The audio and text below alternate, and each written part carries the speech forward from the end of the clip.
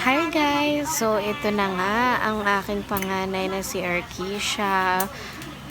Kumakain ng okra. So favorite niya talaga yan sa sinigang. Isa yan sa mga kinakain niya aside sa labanos and gabi and kangkong.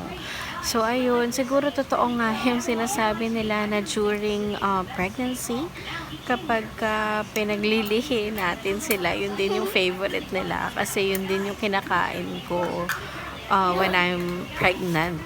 So, ayun. Continue lang yung pagkain, anak. Very good and very healthy talaga yan, guys.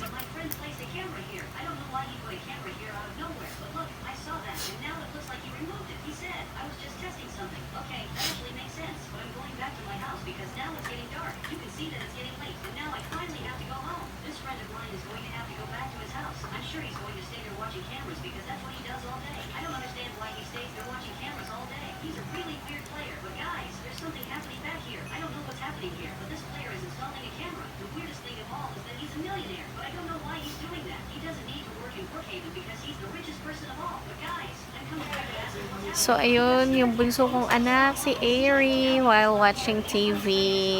Ayan, hindi siya masyadong kumakain ng okra, pero yung labanos, kinakain niya. See you next video, guys! Bye!